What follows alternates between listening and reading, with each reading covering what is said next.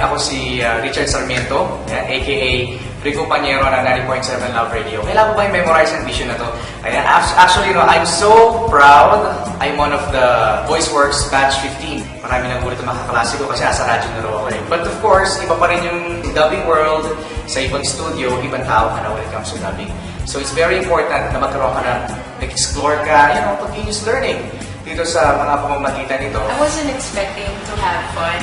Because I was the youngest nga, and everyone was like older than me. And I was thinking, paano ba ito? Paano ako magka-cope? I'm the youngest, ganyan. Pero, throughout the workshop, it showed na age doesn't matter here. Kasi I was the youngest, yet I became one of them, I became their friend. My name is Fred Santos. All of the instructors and facilitators, they're the best at what they're doing. Hi, I'm Yani Ishikawa. The whole class was fun, including the classmates, the teachers, and to say the least, it was very enlightening. And the teachers were all willing to share. Mas nalinang yung abilidad namin kung paano ba gamitin yung boses namin. Hindi lang para pampayabang, hindi lang para, wow, ang ganda ng boses mo. Kundi yung voice as an art, tulad nga ng sinasabi niyo, yung craft na talagang laging ginagamit ng bawat tao. Kasi paggamit to para communication. Although, kaya mo kipag-communicate non-verbal, sabi nga ni Sir Choi, pero yung verbal, yun pa rin talaga yung mas nananaig. And I'd say, ang maganda dito sa VoiceWorks, Creative Voices, VoiceWorks, holistic siya. Hindi lang siya dubbing. Hindi ka lang nila tinuruan na mag-dub. Tinuruan ka rin nila kung paano magsulat para sa dubbing. Tinuruan ka nila kung paano pumarte ng boses lang. Tinuruan ka nila kung paano gumawa ng iba-ibang boses. This is one of the best, like, going back to school thing I've ever did. It's so enjoyable. It's a short course, but malaman. Super malaman siya. Minsan nga when I read the books, I say, parang kulang ating 8 sessions kasi you'd like to learn more.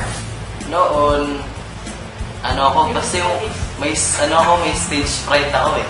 Pag maraming tao, ang tendency nung parang mahangat ako, tapos kakabahan ako.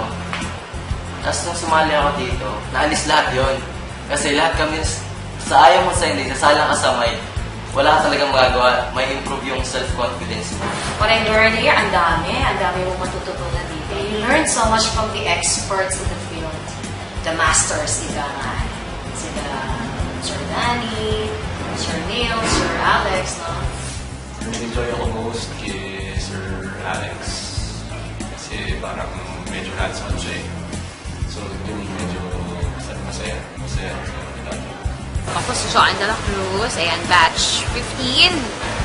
Kahit man sabihin na DJ ka na, marami ka pa rin hindi alam. Ako, lalo na ako, hindi ko alam kung paano ko paglalaroan yung boses ko. So, when I first entered dun sa loob ng classroom namin, syempre medyo kinakabahan ka pa, tumatak sa akin habang nandun ako. Yun nga, kung paano mo lalaroin yung boses mo. Parang sa isang tao, meron kang 3 klaseng boses pala na pwedeng magawa. This workshop really brings out the talent in a person. May pagkakataon na hindi natin alam ang sarili nating potentials. But with these seasoned teachers, directors,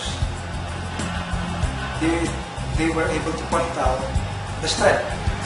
Gusto ko rin nabigyan kami chance na makita kung paano mag-dub sa ABS-CBN, sa ibang classmates ko, nakuha na. Tapos, yun, masaya lang. Parang, it's worth it. I learned a lot from this workshop, but more than I could possibly thought, and I appreciated it all. Because of this, I actually learned to be less nervous. I enjoy being in front of people and doing stuff. Before, isa lang akong typical na your specialist. Sa customer service kasi ako yung humaharap sa mga complaint. And like ngayon, parang mas gumaan na yung pakikipag-usap ko sa mga customer.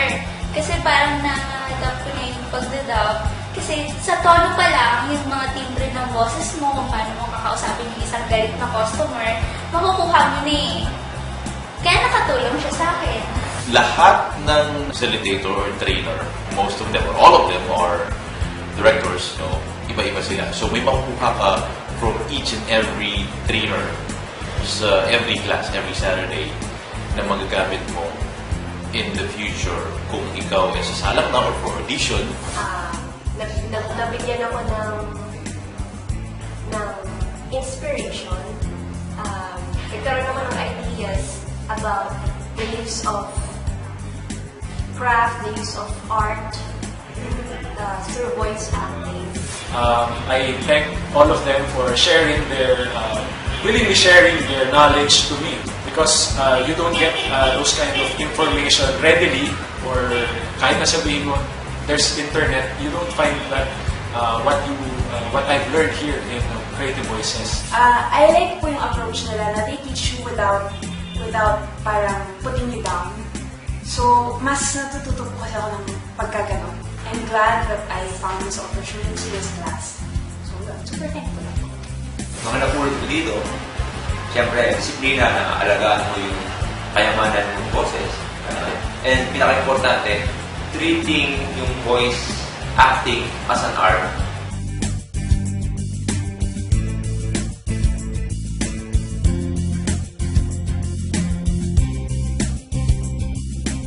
So we're inviting everyone to give yourself a chance to have fun and learn here at Creative Voices. Kasi super fun talaga to, and marami kayong matututunan, mauubos yung confidence nyo, yung speaking skills nyo, and all. You will learn a lot from the workshop, and the most important thing is it's fun. You want to have confidence and all that, dito kayo pumunta. 8 sessions na punong-puno na maraming activities. It's not just another workshop, but it's something that's different. Change your world. Join us kasi you will really learn a lot and you will develop this connection. Yan, sabi ko, try nyo. Super exciting. You learn a lot and sobrang you won't miss it. You can get so much more simply by joining. VoiceWorks is fun and full of learning. It's really a fun, fulfilling experience, and you won't regret it. Enroll now in VoiceWorks Workshop. Again, ako po si Rico Paniero. Nirekomenda itong VoiceWorks kung saan hindi lang pang pamilya, pang sports pa, pang mahal pa, di ba? Pang lahat-lahat na. Kaya naman, enroll na para maging masaya.